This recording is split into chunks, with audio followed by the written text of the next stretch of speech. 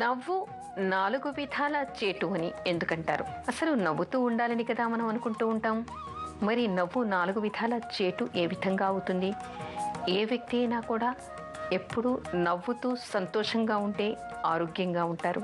మరి నవ్వు నాలుగు విధాల చేటు అని మాట ఎందుకు వచ్చింది అంటే, ఏ విషయాన్నైనా కూడా అనేక కోణాల్లో మనం తెరచి చూడాలి. నవ్వుతూ ఉండటం అంటే ఊరికినే ఇహి అంటూ నవ్వుతూ ఉండలేం కదా. ఆ నవ్వడానికి ఒక కారణం ఉండాలి, ఒక మాట ఉండాలి, ఒక సందర్భం ఉండాలి. నవ్వుతూ ఉండటం అంటే నోరు తెరిచి పగలపడి నవ్వటం కాదు. ఈ రోజుల్లో లాఫింగ్ క్లబ్స్ కూడా వచ్చాయి. అంటే అకారణంగానే నవ్వుతూ ఉంటారు. అలా నవ్వటం వల్ల ఉపయోగం ఏమీ ఉండదు. ఒక సంఘటన జరిగి దానివల్ల మనస్సుకి ఆనందం కలగాలి. ఆ ఆనందం కలిగినప్పుడు దానికి కారణంగా, దాని విధానంగా మనం నవ్వుతూ ఉండాలి. అంటే ఏదైనా ఒక విషయం చెప్పగానే మనకి వెంటనే నవ్వు రావాలి. అది హాస్యం కావచ్చు, లేదా ఏదైనా ఒక కారణం ఉండి కావచ్చు.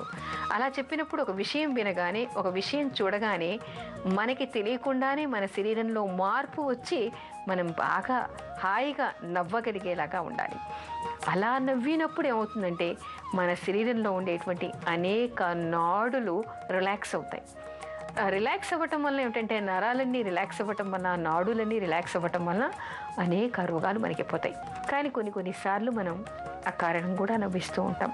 ఎవరైనా అడ్డం పడ్డారనుకోండి, కాళ్ళు జారి పడ్డారనుకోండి, వెంటనే పక్కన ఉన్న వాళ్ళు నవ్విస్తూ ఉంటారు.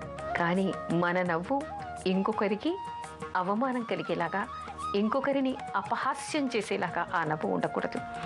ఒకళ్ళు పడి ఏడుస్తూ ఉంటే మనం వాళ్ళని చూసి ఎలా నవ్వుతాం? అలా నవ్వచ్చా? మనం కూడా పడినప్పుడు ఇంకొకరు నవ్వితే మనకి ఎలా అనిపిస్తుంది? అది చాలా చెడ్డది. అందుకని ఒకళ్ళు పడిపోతూ ఉంటే, ఒకళ్ళు దిగజారిపోతూ ఉంటే, ఒకళ్ళ బాధను చూసి మనం నవ్వుకోవడం అనేటువంటిది ఒక శాడిజంగా చెప్పుకోవాలి. అలా చాలామంది కూడా ఎదుటి వాళ్ళని హేళన చేస్తూ నవ్వుతూ ఉంటారు, హేళన చేసి మాట్లాడుతూ ఉంటారు. వీళ్ళు చులకనగా మాట్లాడితే చుట్టుపక్కల అందరూ కూడా పడి పడి నవ్వుతూ ఉంటారు. ఏదో ఒక వ్యక్తి చేసినటువంటి సంఘటనలు చెప్పుకుని నవ్వుతూ ఉంటారు. అలా చేయటం వల్ల మనం మానసికంగా బాగా దిగజారిపోతాం. అంటే ఎప్పుడు ఎదుటివాడిని విమర్శలు చేసేటువంటి అలవాటు మనకి ఏర్పడుతుంది. ఎదుటి వాళ్ళని చూసి నవ్వుకునేటువంటి ఒక చులకన భావం మనలో పెరుగుతుంది. అలా పెరిగినప్పుడు ఏమిటంటే మనం అలా చేసి మనకి ఏదైనా ఒక చెడు జరిగినప్పుడు అందరూ ఏకమై మనని చూసి నవ్వుకుంటారు. అప్పుడు ఏంటంటే ఈ వ్యక్తి తనకి ఏదైనా చెడు జరిగినప్పుడు సమాజంలో తలెత్తుకోలేడు. ఎందుకంటే ఇంతకాలం అందరినీ విమర్శించి ఉన్నాడు కాబట్టి. దీనికి మనకి పురాణాల్లో కూడా ఒక కథ కనిపిస్తుంది. అయితే మూలంలో వాల్మీకి రామాయణంలో లేనప్పటికీ కూడా కొంతమంది కవులు దీని మీద ఒక కథ కూడా రాశారు. లక్ష్మణుని నవ్వు అనేటువంటి కథ కూడా ఉంది. అయితే ఎప్పుడైతే వనవాసం నుంచి వచ్చేసారో, రామ పట్టాభిషేకానికి వచ్చినప్పుడు మళ్ళీ తిరిగి అందరూ అయోధ్యకి వచ్చిన తర్వాత లక్ష్మణుడు ఒక్కసారి నవ్వాట. పక్కుమని నవ్వగానే అందరూ ఆశ్చర్యపోయాట. ఇక్కడ ఏ సంఘటన జరగలేదే, దేన్ని చూసి నవ్వాడు, ఎందుకు నవ్వాడు, అకారణంగా ఎందుకు నవ్వాడు అని ఎవరికి వారు తమని చూసి నవ్వాడేమో అని అందరూ బాధపడ్డారట. పరి విధాల ఆలోచించారట. రాముడు అనుకున్నట్ట, ఎందుకు లక్ష్మణుడు నన్ను చూసి నవ్వుతున్నాడు? ఇంతకాలం వనవాసం చేశాననా, నేనే తప్పు చేశానని నన్ను చూసి లక్ష్మణుడు ఎందుకు నవ్వుతున్నాడు అనుకున్నట్ట. ఆ తర్వాత కైక అనుకుందిట, నన్ను చూసి నవ్వుతున్నాడేమో, ఇంతకాలం నేను చేసిన దానికి శిక్ష అనుభవించాను అని నన్ను చూసి నవ్వుతున్నాడేమో. దశరథుడు పోయాడు, దీనికి అందరికీ కూడా కారణం ఇవాళ నీకు అపహాస్యం పాలయ్యావు అని నన్ను చూసి నవ్వుతున్నాడేమో అని కైక బాధపడిందిట. సీతమ్మ వారు అనుకుందిట, నన్ను రావణుడు ఎత్తుకుపోయాడని చెప్పేసి లక్ష్మణుడు ఇక్కడికి వచ్చిన తర్వాత నవ్వుతున్నాడా అని సీతమ్మవారు బాధపడిందిట. అలా అక్కడ ఉన్నటువంటి ప్రతి ఒక్క వ్యక్తి తన గురించి అనుకుని తమ లోపాన్ని లెక్క పెట్టుకుని వాళ్ళంతా కూడా బాధపడ్డారట. అందుకని అసలు అక్కడ చెప్పొచ్చేటువంటి విషయం ఏమిటంటే, ఎవరైనా సరే మనసులో ఏదో ఆలోచన వచ్చిందని పక్కుమని నవ్వేయకూడదు. ఆ నవ్వటానికి అక్కడ సరైనటువంటి ఒక కారణం ఉండాలి. ఆ కారణం వల్ల అక్కడ ఎవరికి బాధ కలగకూడదు. ఆ బాధ కలగకుండా ఎదుటివాళ్ళు మనం కూడా హాయిగా సంతోషంగా నవ్వుకునేలాగా ఉండాలి. ఆ సంఘటన తలుచుకుని ఎప్పుడు ఆనందంగా పరవశించిపోయేలాగా ఉండాలి. అలాంటి నవ్వు ఉండాలి. అందుకని కారణం లేకుండా నవ్వటం వలన అనేక ఇబ్బందులు, నష్టాలు కూడా కలుగుతాయి. వయసులో ఉన్నటువంటి ఆడపిల్లలు అనుకోండి, బయటికి పెడతారు. అకారణంగా నవ్వుతూ ఉంటే ఎదుటి వాళ్ళకి మరేదో ఆలోచనలాగా కనిపించి వీళ్ళ వెనకపడేటువంటి అవకాశం ఉంది. అందుకని చెప్తూ ఉంటారు, వయసులో ఉన్నటువంటి ఆడపిల్లలు చాలా జాగ్రత్తగా ఉండాలి. ఎక్కడంటే అక్కడ నవ్వుతూ ఉండకూడదు, నవ్వుతూ పలకరించకూడదు, తెలియని వాళ్ళని పలకరించకూడదు అని కూడా చెప్తారు.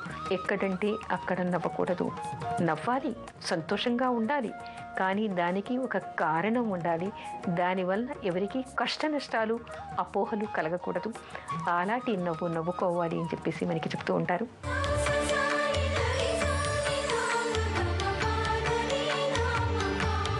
అనుమానం పెనుభూతం అని ఎందుకంటారు?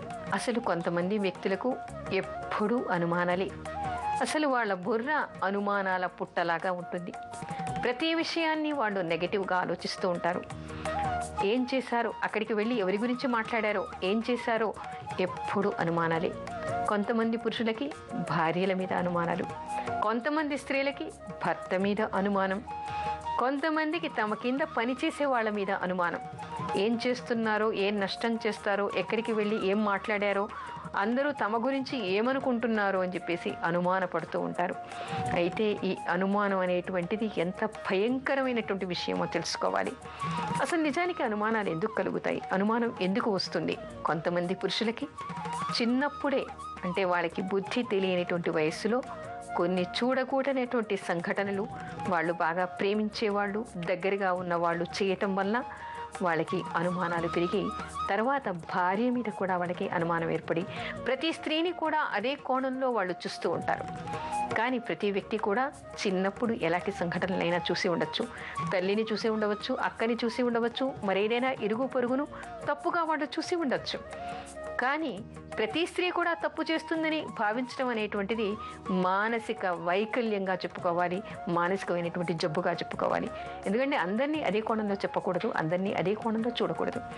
అదేవిధంగా స్త్రీలు కూడా, భర్త ఒకసారి తప్పు చేశాడో, చిన్నప్పుడు తండ్రి తప్పు చేయడం చూశారో, లేదా ఇంకెవరైనా సమాజంలో తప్పు చేయడం కళ్ళారా చూశారేమో.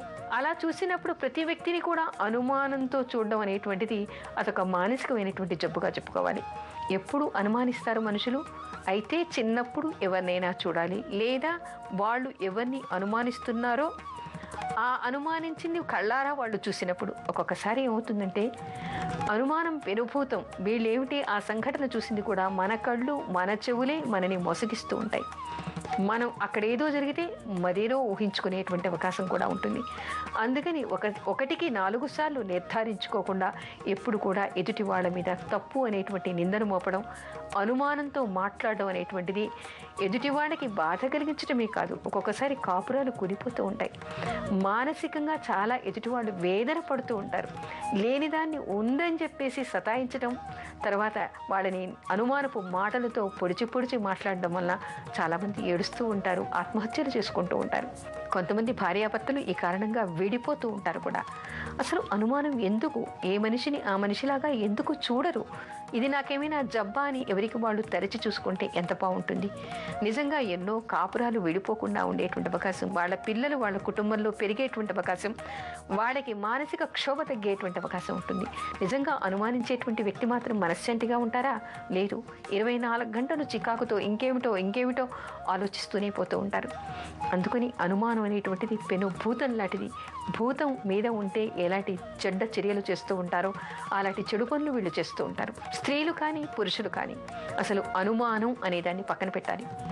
ఎవరినైనా వాళ్ళు చిన్నప్పుడు కానీ ఇంకెక్కడికైనా చూసి ఉండొచ్చు, అదే దృష్టితో ప్రతి వ్యక్తిని చూడకూడదు. లేదా ఒక్కసారి ఎవరినైనా తప్పుగా మనం చూసామనుకోండి, అలా చూసినప్పుడు వాళ్ళని దూరం పెడితే సరిపోతుంది. లేదా ఏ సంఘటన ఏ సందర్భంలో జరిగింది అనేటువంటి వివేక విజ్ఞానం వీళ్ళకి ఉండాలి. అలా ఉన్నప్పుడు కూడా వీళ్ళకి బాధ కలగదు. నిజంగా ఎదుటి వాళ్ళు చెడ్డవాళ్ళే అనుకోండి, వాళ్ళకి దూరంగా ఉంటే సరిపోతుంది. అనుమానంతో వాళ్ళతో కలిసి ఉండాల్సినటువంటి అవసరం లేదు. అందుకని అనుమానం అనేటువంటిది మనకి అనారోగ్యాన్ని తెచ్చిపెట్టడం, మానసిక చికాకును తెచ్చిపెట్టడమే కాకుండా కుటుంబాన్ని విచ్ఛిన్నం చేసేటువంటి అవకాశాలు ఎక్కువగా ఉంటాయి. అందుకని అనుమానం ఎవరికి ఉన్నా కూడా దాన్ని పక్కన పెట్టి మంచి పాజిటివ్గా, అంటే ఎవరైనా కూడా మనం మనకుండేటువంటి ఆలోచనలు మనని, మన కుటుంబాన్ని, మన తోటి వాళ్ళందరినీ కూడా కాపాడుకునే విధంగా, కలుపుకునే విధంగా ఉండాలి తప్ప విడిపోయే విధంగా, విచ్ఛిన్నం చేసే విధంగా, ఎదుటివాడిని బాధించే విధంగా ఉండకుండా మనని మనం ఎప్పుడు కూడా బాగు చేసుకోవాలి. దానికి ఏం కావాలి? అనుమానాన్ని పక్కన పెట్టాలి, హాయిగా ప్రశాంతంగా ఉండాలి.